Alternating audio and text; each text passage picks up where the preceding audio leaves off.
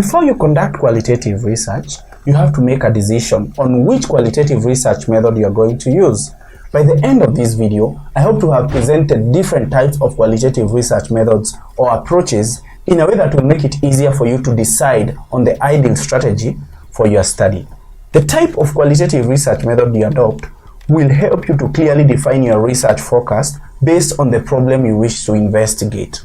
The type of qualitative research method you adopt as a researcher is also known as a research strategy. The 5 most common qualitative research methods, strategies, approaches or designs are narrative research, phenomenological research, grounded theory research, ethnographic research, and case study research. Now, let's begin with narrative research. As a qualitative research method, narrative research involves highlighting the experiences of individual study subjects as expressed in their told stories and lived experiences. A narrative will therefore involve either written or spoken text that provides an account of a series of events, actions, or a singular event or action which is chronologically connected. In conducting narrative research, a researcher focuses on studying one or two individuals, gathering data by collecting their stories, reporting on individual experiences, and looking to provide a chronological order of the meaning of such experiences. Now, what are the defining features of narrative research? The first defining feature of narrative research is collecting stories from individuals, including relying on documents to understand individuals' told and lived experiences. A second characteristic is a focus on individual experiences, which might also include shedding light on individual identities and how individuals see themselves. Another characteristic of narrative research is a focus on specific situations or places in which narrative stories occur. In this regard, a researcher will include the contextual details of occurrence of a given narrative, such as the emotional, physical, and social situations. Narrative stories are collected through different forms of data collection, such as through interviews, documents, observations, and pictures, among other sources of qualitative data collection. Now, different strategies can be used to analyze narrative stories, such as trying to categorize what is said thematically or adopting a structural way of telling a story.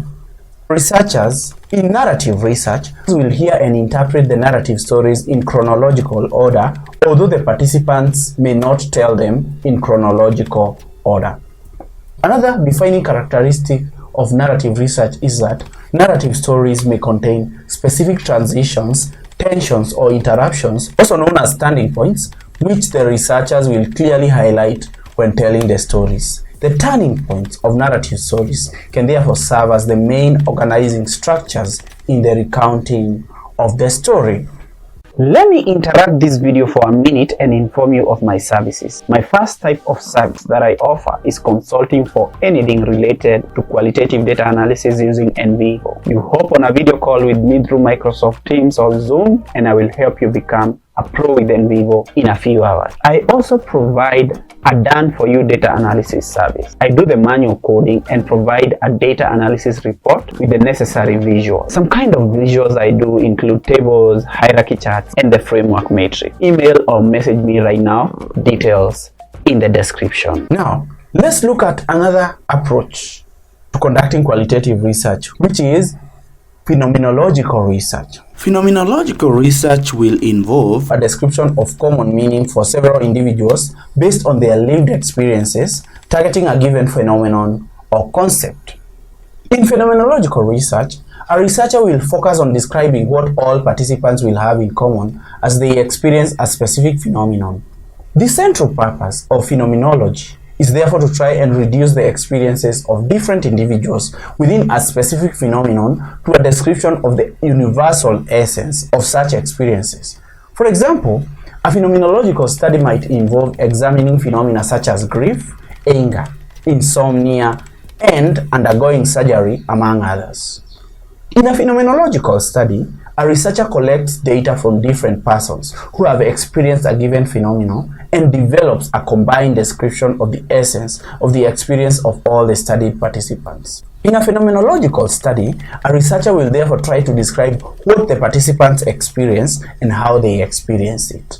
Let's look at some defining features of phenomenological research. One of the main defining features of phenomenological research is providing significant emphasis of the phenomenon being explored.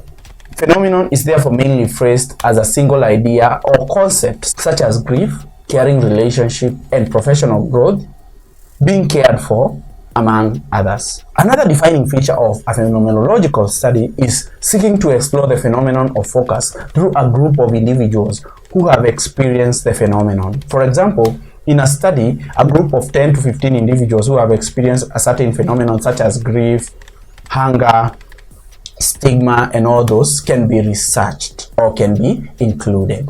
Data collection procedures in phenomenological studies will mainly include interviewing individuals who have experienced the phenomenon under investigation. However, some phenomenological studies may rely on varied data sources such as documents and observations.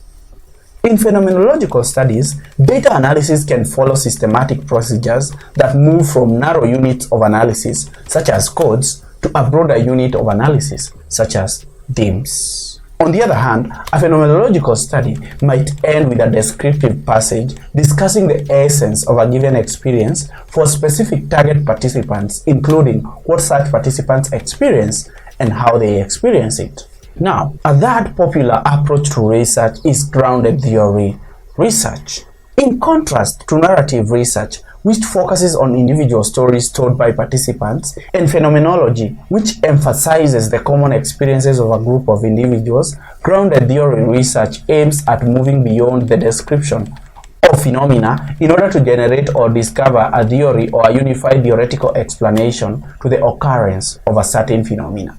In grounded theory research, the participants need to have experienced a given phenomenon, while the development of a theory might have to explain the phenomena or provide a framework for further research of the phenomena. The development of the theory is therefore grounded on the data provided by the participants who have experienced a certain process or phenomena. Now, the grounded theory qualitative research approach involves a researcher seeking to come up with a general explanation or a theory of a process, interaction, or action that is shaped by the views of a large number of participants. Now, what are the defining features of grounded theory research? One of the most defining features of grounded theory research is that it mainly focuses on an action or a process that has distinct phases or steps that will occur over time. Grounded theory studies therefore have some actions or movements that a researcher attempts to explain. For example, a researcher can decide to examine the process of developing a general education program through the grounded theory approach. In grounded theory studies, a researcher will seek to develop a theory for given processes or actions. Theories will be a general explanation of a process or action or an understanding that the researcher will develop. Grounded theory studies will involve memoing, which includes the researchers writing down their ideas as they collect and analyze data. In the memos, a researcher will attempt to formulate the process and sketch out the flow of such processes. In grounded theory, data analysis will be undertaken iteratively and simultaneously based on need. The primary form of data collection in grounded theory research is interviewing, which includes a researcher comparing the data they obtained from participants with the ideas that emerge as they try to develop their theory. Another feature of grounded theory is that the data collection process in the grounded theory approach will involve going back and forth between participants, gathering new interviews, and then going back to the evolving theory to fill the gaps and elaborate on how such a theory works. In grounded theory, the data analysis might include actual coding, selective coding, and presenting propositions. Now, let's look at ethnographic research, which is a common research approach. Ethnographic research is interested in individuals who share the same culture. Sometimes, a cultural group may be made up of a few individuals such as social workers. An ethnographic study typically involves a large group of people who interact over a given period of time. In ethnographic research, a researcher will therefore focus on describing and interpreting shared patterns of behaviors, values, language, and beliefs of a given cultural sharing group under investigation. Now, ethnographic research therefore involves extended observations of a given group under investigation, most often through participant observation, which involves the researcher being immersed in the day-to-day lives of the people they observe and interviewing the group participants. What are the defining characteristics of ethnographic research? 1. Ethnographic research mainly focuses on developing a complete and complex description of the culture of a given group, such as a subset of a group or the entire culture sharing group. The culture sharing group of focus in an ethnographic research must have interacted for a long period of time so as to be able to develop social behaviors that can be studied in such a group setting. Now, in ethnographic research, a researcher will look for patterns including the beliefs and ideas expressed through activities of a group, language, or other action. The researcher will also focus on regularities, customary social behavior, and rituals in a group during ethnography. Researchers might also begin with a theory, providing a broad explanation of what the researcher wants to find out and the lens to adopt it in observing how individuals in a given culture sharing group talk and behave. For example, a researcher might seek to understand beliefs and ideas from a given culture or group through the use of acculturation, Marxism, and materialistic theories, among others.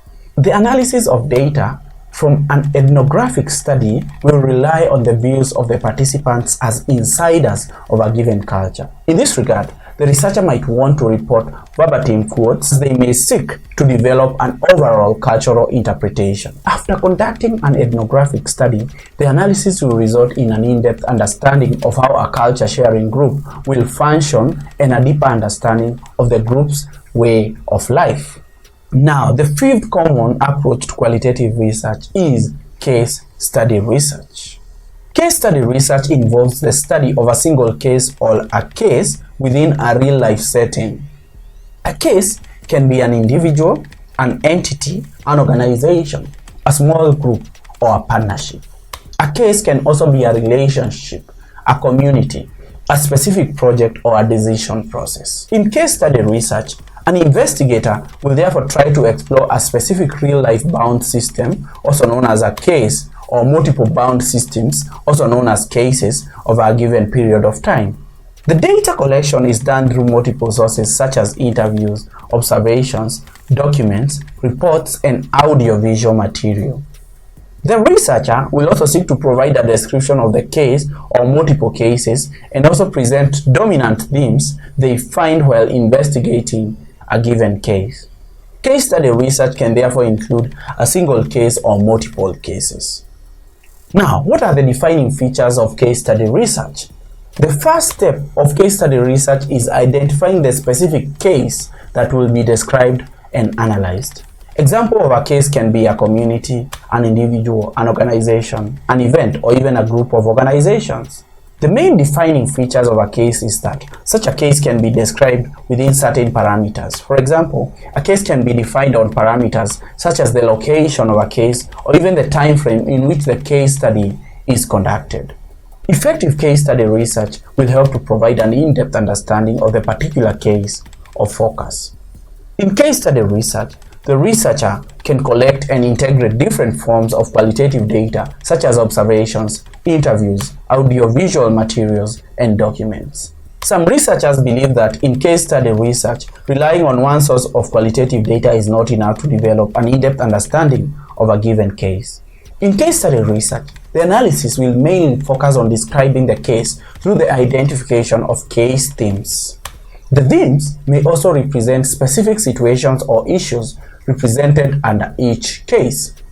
The case study research also includes conclusions by the researcher about the overall meaning that emerged from the evaluated cases. These are known as assumptions, explanations, patterns, or general lessons learned from studying a particular case. Now, having looked at the 5 main approaches or methods of qualitative research, let's summarize the differences between the approaches. Let's begin with the narrative research approach. The main focus of the approach is providing an in-depth exploration of the life of an individual or a small group of individuals. The type of research problem best suited for the narrative research approach is the need to highlight individual experiences. The main unit of analysis of narrative research is one or more individuals, which most narrative research studies target fewer individuals to get an in-depth understanding of their experiences from their own narration. Now, the most favored data collection method in narrative research is documents and interviews. The strategies for data analysis for narrative research, or the most preferred strategies for data analysis for narrative research, is retelling stories, also known as restoring, or relying on a chronology of the narrative to develop the themes. Now, the defining characteristics of the findings report in a narrative research study is that the findings report is composed of a developed narrative of stories of a specific individual's life. Now, let's go to phenomenological research. The main focus of the phenomenological research approach is understanding the essence of a given experience or phenomenon. The type of research problem best suited for the phenomenological approach is the need to describe the essence of a given phenomena or lived experiences. The main unit of analysis in phenomenological research is different individuals who have shared specific lived experiences or gone through a certain phenomenon. The most favored data collection method for phenomenological analysis is that the approach mainly relies on interviews, although audiovisual sources, observations, and documents can be considered. Now, the strategies for data analysis mainly used in phenomenological research is that the analysis of data mainly focuses on obtaining meaning units or significance statements and providing a description of the main essence of a given experience. The defining characteristics of the findings report from phenomenological research studies is that they provide a description of the main essence of a given experience. Now, let's look at grounded theory. The main focus of the grounded theory approach is coming up with a theory grounded in the data obtained from the field.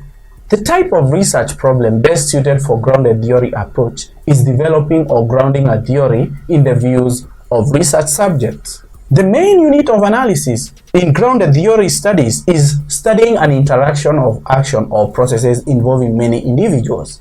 The data collection methods that are ideal for the grounded theory research approach is interviews involving 20 to 60 interviewees. The strategies for data analysis that are best for grounded theory approach is open coding, axial coding, and selective coding. The defining characteristics of the findings report from a grounded theory study is coming up with a theory mainly expressed through a figure. Now, let's look at ethnographic research. The main focus of the ethnographic research approach is examining, interpreting, and describing a culture sharing group. The type of research problem best suited for ethnographic approach is examining, interpreting, and describing the shared patterns of culture of a given group. The main unit of analysis of ethnographic research is a group that shares the same culture, for example, studying a group of prisoners. The most preferred data collection methods for ethnographic research is observation, interviews, and collecting artifacts during an extended period in the field. The strategies for data analysis for ethnographic research is seeking to describe the culture of a given group and the main themes highlighting such a culture. The defining characteristics of the findings report of an ethnographic study is explaining the dynamics and generally how a culture sharing group functions. Let's look at case study research. The main focus of the case study research approach is coming up with an in-depth description and analysis of a given case or multiple cases. The type of research best suited for case study approach is the need to provide an in-depth understanding of a particular case or multiple cases. The main unit of analysis for a case study research is studying an organization, event, program, or individuals. The most favored data collection methods for a case study is multiple sources such as observations, interviews, and artifacts. The strategies for data analysis for a case study is in-depth description of cases, the themes of a given case, and the themes across different cases. The defining characteristics of the findings report of a case study is coming up with a detailed analysis of a case or multiple cases. Remember, I provide done-for-you data analysis services and consulting services for any problem or challenge related to NVivo. So check the link and email in the description and talk to me right away. Thank you.